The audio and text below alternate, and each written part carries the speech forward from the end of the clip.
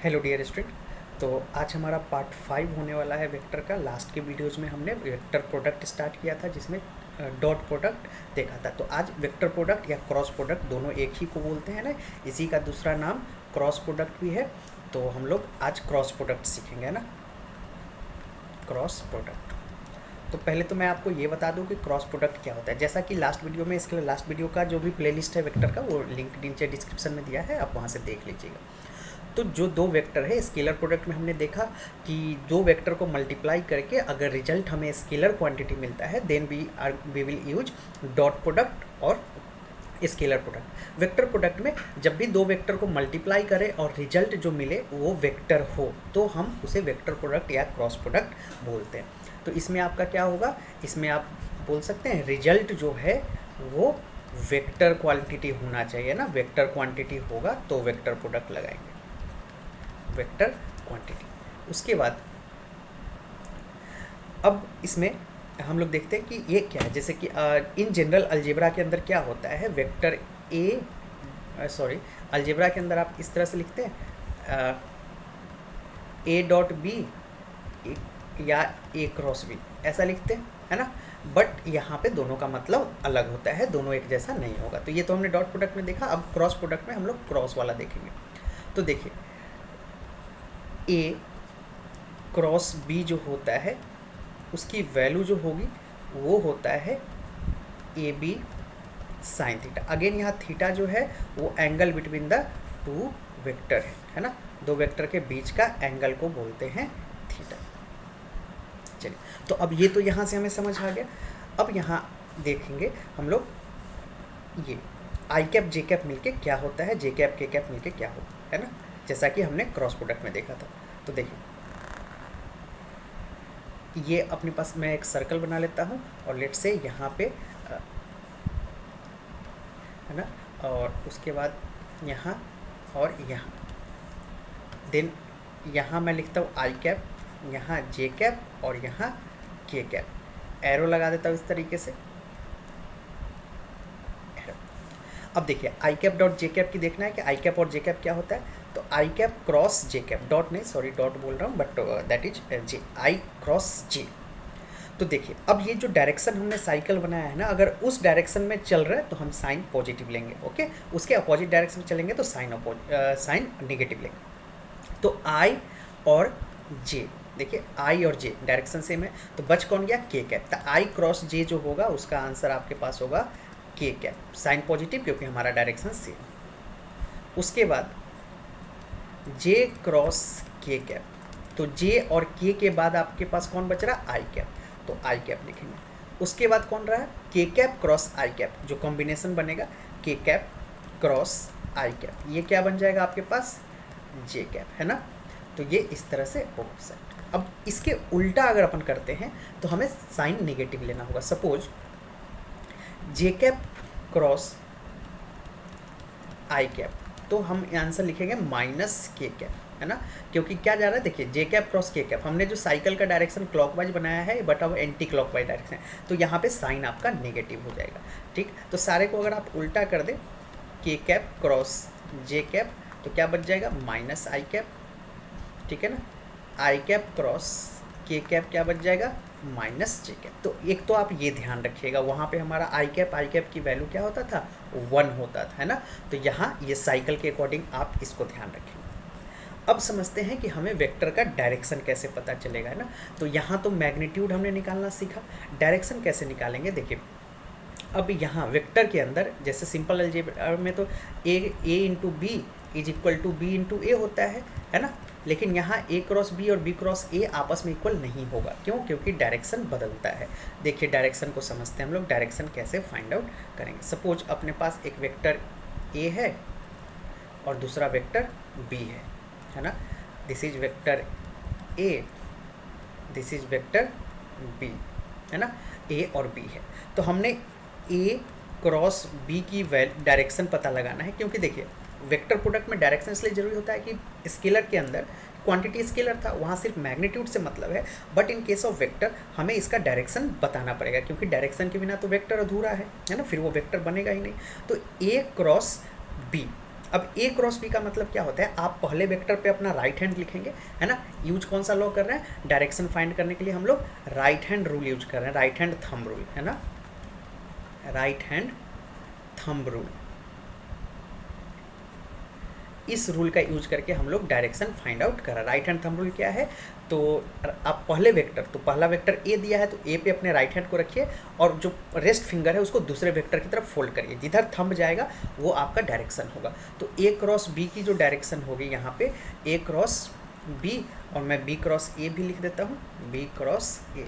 तो A cross B का direction आपके पास क्या हो जाएगा, ए पे अगर हाथ रख के बी की तरफ फोल्ड करोगे तो थंब आएगा आउटवर्ड, तो आप क्या बोलोगे, डायरेक्शन आउटवर्ड, ठीक है ना, आउटवर्ड बोलेंगे। बी क्रॉस ए, अब आउटवर्ड का मतलब क्या हो जाएगा, एंटी क्लॉकवाइज भी, है ना। आउटवर्ड का मतलब यहाँ एक चीज़ और भी ध्यान रखिएगा, एंटी क्लॉकवाइज, मैं शॉर्ट में लिख रहा हूँ, आप पूरा लिख लीजिएगा, एंटी क्लॉकवाइज। अब B cross A, B cross A का मतलब बी पे राइट हैंड को रखिए, ए की तरफ घूमे, तो थंब आपका इनवर्ड जाएगा, है ना। थंब जब इनवर्ड जाएगा तो इसका मतलब क्या हो गया, डायरेक्शन आ गया इनवर्ड। अब इनवर्ड का मतलब क्लॉकवाइज भी होता है, ठीक है ना। तो इससे आप डायरेक्शन पता कर सकते हैं। या राइट हैंड यूज नहीं करना तो सिंपली आप अपना पेन को रखो, ये जो पहले वेक्टर दिया उस पर पेन रख दो, दूसरे वेक्टर की तरफ पेन को घुमा दो, तो वो डायरेक्शन जिस डायरेक्शन में गया उसके अकॉर्डिंग क्लॉकवाइज एंटी क्लॉकवाइज आपको दिख जाएगा। पहला वेक्टर बी है तो बी पे पेन रखिए, ए की तरफ जाइए, आपको इनवर्ड दिख जाएगा या क्लॉकवाइज दिख जाएगा। तो आई होप आपको डायरेक्शन और इतनी बातें समझ में आ गया। अब हम लोग एक और चीज़ सीखेंगे, इसमें सॉल्व करना एक और चीज़ सीखेंगे, वो होगा हमारा इसमें देखेंगे अब डिटर्मिनेंट एक सॉल्व करना हम लोग सीखेंगे ना। तो आपको जहाँ भी नोट्स की ज़रूरत लगे वहाँ आप स्क्रीनशॉट जरूर ले लीजिएगा वीडियो पॉज करके। चलिए, तो अब हम लोग अगले पेज पे एक डिटर्मिनेंट सॉल्व करना सीखते हैं। बेसिकली वेक्टर सॉल्व करने में ज़रूरत है, तो जो भी मैं बताऊंगा थोड़ा मैथ्स का पोर्शन है, वो 12th के मैथमेटिक्स में पढ़ना है, बट इन वेक्टर हमें वो जानना चाहिए ना, डिटर्मिनेंट बोलते हैं। तो पहले मैं एक चार्ट बना देता हूँ, देन आपको मैं समझाता हूँ ये क्या है, ठीक है ना। तो देखिए यहाँ पे इस तरह से एक रो और कॉलम बेसिकली बनाना है हमें। देखिए, एक होता है 2 × 2, है ना, 2 × 2 2, जहाँ 2 रो और 2 कॉलम होगा। कैसे होगा, तो A11 A12, ठीक है। मैं थोड़ा इसको बड़ा बना देता हूँ ताकि समझने में दिक्कत ना आए।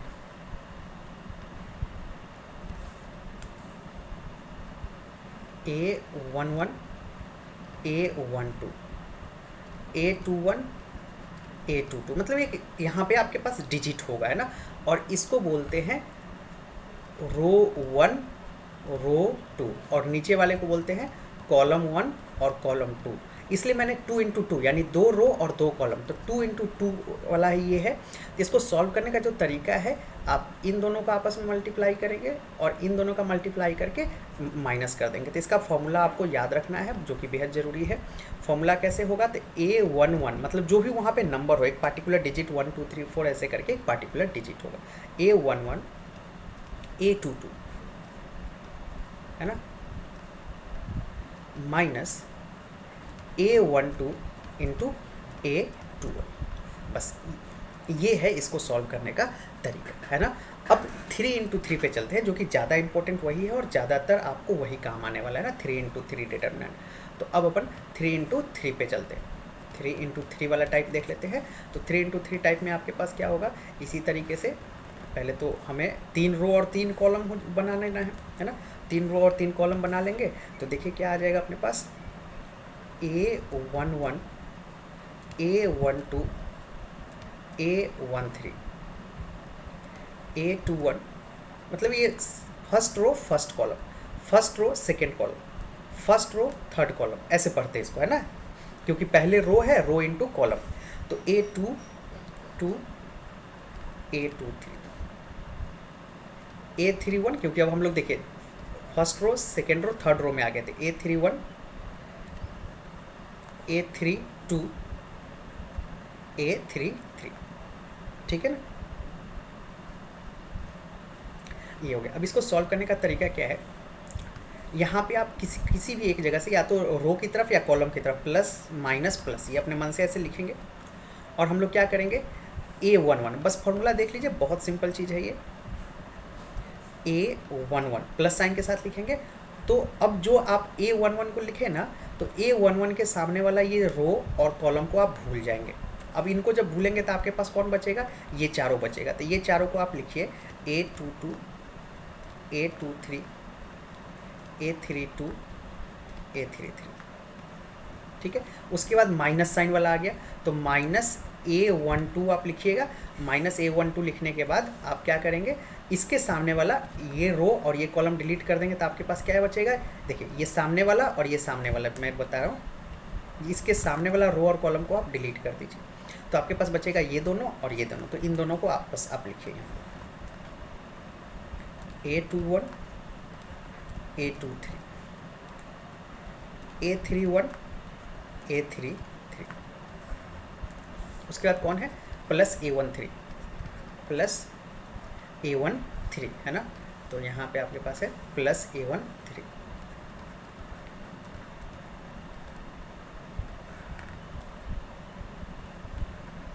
A21, A31, A23, A33, ठीक है। तो इस तरह से सॉल्व करते हैं। अब इनको सॉल्व करने का तरीका हमने बताया, ये जो आपको दिख रहा है ये तीनों को इस फॉर्मूले से सॉल्व करेंगे। तो इस तरह से आप सॉल्व करेंगे तो आपका आंसर आ जाएगा। तो इस पर हम लोग एक एग्जाम्पल लेके सॉल्व करते हैं। तो बस ये बेसिक चीज़ है इसमें। तो अब एक एग्जाम्पल लेके सॉल्व करते हैं। सपोज आपके पास एक वेक्टर की तरह ही सॉल्व कर लेते हैं हम लोग। आपके पास सपोज यहाँ पे दो वेक्टर है, वेक्टर ए जो कि है 2i cap plus 3j cap plus 4k cap, vector B जो है वो है i cap plus 2j cap plus 3k cap, है ना। इस तरह से वेक्टर है और क्वेश्चन आपको कह रहा है कि आपको फाइंड करना है vector a cross vector b, आपको फाइंड करना है। तो इस मेथड से आप कैसे फाइंड करेंगे, तो बेसिकली आप फाइंड इस करने का जो तरीका इसका है, हम लोग इसको डिटरमिनेंट फॉर्म में लिखेंगे पहले। देखिए अब इस तरह से डिटरमिनेंट की तरह हम लोग इसको पहले रिप्रोड्यूस कर लेते हैं। तो देखिए अब यहाँ पे सारे के पास i j k है, तो पहला रो में तो i कैप j कैप और k कैप लिख लीजिए। तो a वेक्टर के i में क्या है 2, j में क्या है 3 और k में क्या है 4। उसी तरह v वेक्टर के i में क्या है 1, j में क्या है 2 और k में क्या है 3, ठीक है। तो इस तरह से आपके पास ये हो गया। अब आप इसको सॉल्व जब करेंगे तो कैसे करेंगे, हमने क्या बताया, आप लगाएंगे प्लस माइनस प्लस, तो प्लस i कैप और उसके सामने वाला रो और कॉलम को अगर आप भूल जाएंगे तो आपके पास बचेगा 3 2 4 3, है ना, माइनस जे कैप। अब जे कैप के सामने वाला और ये दोनों आप डिलीट करोगे तो आपके पास क्या बचेगा 2 1 4 3, है ना। बहुत आसान है, इसमें ज़्यादा कोई दिक्कत है नहीं। एक दो बार आप प्रैक्टिस करेंगे, पहला एक दो बार लेंदी लगता है, उसका चीज़ें बहुत आसान लगती है ना। 2 और पहले तो हमें के लिखना पड़ेगा ना, के प्लस के कैप लिख लेते हैं अपन। तो के कैप जब आप लिखोगे तो यहाँ क्या बचेगा, के कैप के सामने वाला जब डिलीट करोगे तो 2 3 1 2 ये बचेगा, क्योंकि ये सामने वाला ये और ये ख़त्म हो जाएगा, तो बस ये बचेगा। अब इनको सॉल्व करना तो हमने आता है, देखिए कैसे सॉल्व करेंगे, है ना। इसको सॉल्व करने का जो तरीका है बेहद सिंपल है। आई कैप ये क्या हो जाएगा, इन दोनों का आपस में मल्टीप्लाई और इन दोनों का आपस में मल्टीप्लाई करके माइनस करेंगे, तो 3 3 जा 9 माइनस 8 माइनस, अब देखिए यहाँ पे आप क्या करेंगे, माइनस जे कैप 6, है ना। इन दोनों का आपस में मल्टीप्लाई और इसका मल्टीप्लाई माइनस करेंगे। याद रखिए ये उल्टा नहीं करेगा, हमेशा इन दोनों का मल्टीप्लाई करेंगे पहले, देन माइनस लगा के इन दोनों का मल्टीप्लाई करेंगे, ठीक है ना। तो ये देखिए आपके पास क्या आएगा, तो ये आ जाएगा 6 माइनस 4 प्लस के कैप, और ये जो आ जाएगा आपके पास, इन दोनों का मल्टीप्लाई करिए और इन दोनों का मल्टीप्लाई करिए, 2 2 जा 4 माइनस 3। अब देखिए मल्टीप्लाई क्या आ गया आपके पास, 9 माइनस 8 क्या आ जाएगा, आई कैप माइनस 6 माइनस 4 क्या आ जाएगा, 2 जे कैप प्लस के कैप। तो ये आपका आंसर हो गया। ठीक है। तो आई होप आपको ये समझ आया होगा। तो इस तरह से डिटरमिनेंट को सॉल्व करते। तो अभी आने वाले समय में और भी चैप्टर से आपके लिए पहली बार अगर आप वीडियो देख रहे हैं तो हमारे चैनल को जरूर सब्सक्राइब करिएगा। पूरा फुल सिलेबस आपको मिलता रहेगा रेगुलर वीडियोज इवन विथ मैं इसके आज तो हमारा ये लेक्चर खत्म हो जाएगा। इसके बाद इस चैप्टर का अगर आप एमकरिंग बुक बनाते हैं तो एमकरिंग बुक का सॉल्यूशन भी हमारे चैनल पे आपको बहुत जल्दी देखने को मिलेगा। तो चैनल को सब्सक्राइब जरूर करिएगा। अब देखिए, अब इसमें एक दो क्वेश्चन आता है, एक दो क्वेश्चन ये आता है, मैं यहीं आपको साइड में बताता हूँ। एक आता है area of triangle, area of triangle जो कि होता है हाफ वेक्टर के फॉर्म में ए क्रॉस बी, और एक होता है area of parallelogram. Area of parallelogram जो होता है वो होता है ए क्रॉस बी। तो होगा क्या बेसिकली मैं आपको बता रहा हूँ, ए क्रॉस बी। कभी आपके सामने ये दे दे, है ना, क्वेश्चन ऐसा रहता है कि सपोज इसी क्वेश्चन को मैं कह दूँ कि ए और बी जो है एक साइड ऑफ पैरेललोग्राम है, okay, sides of parallelogram, then find the area of parallelogram. तो आपको कुछ नहीं करना है इन दोनों का। अगर मैं ऐसा बोलता तो ये जो किया ना यही आपका आंसर है। बस आपको इसका मैग्नीट्यूड निकालना हो तो मैग्नीट्यूड निकालना हमने आपको बताया ही है। अंडर रूट ऐसे वेक्टर का मैग्नीट्यूड पिछले लेक्चर में सीख चुके हैं। 1 square plus 2 square plus 1 square कितना आ जाएगा, 2 2 जा 4 2 6 रूट 6 स्क्वायर यूनिट, ठीक है ना, स्क्वायर यूनिट। तो अगर एरिया निकालने बोल दे तो आप जो इस वेक्टर का है पैरेललोग्राम निकालना है, तो जो ये वेक्टर है इसी को आप आपस में मल्टीप्लाई कर देंगे, क्रॉस प्रोडक्ट। अगर एरिया ऑफ ट्रायंगल बोल दे कि ये दो साइड ऑफ ट्रायंगल है, आप एरिया निकालो, तो जो आपका आंसर आ रहा है ना उसको हाफ से आप मल्टीप्लाई कर दीजिएगा। तो ये दो तरह के क्वेश्चन आपको पूछे जाते हैं, ध्यान रखिएगा, ठीक। तो मिलते हैं अगले वीडियो में, तब तक के लिए। अगला हमारा अब काइनेमेटिक्स से स्टार्ट करेंगे। वेक्टर हमारा खत्म हो गया है ना, तो वेक्टर ओवरऑल डन है। अब काइनेमेटिक्स से स्टार्ट होगा। तो काइनेमेटिक्स से स्टार्ट करने से पहले मैं थोड़ा इस पर कुछ क्वेश्चंस न्यूमेरिकल वगैरह एमकरिंग का सॉल्व करके आपको सॉल्यूशन प्रोवाइड करूँगा, ठीक है। तो चैनल पर बने रहिएगा। Thank you for watching.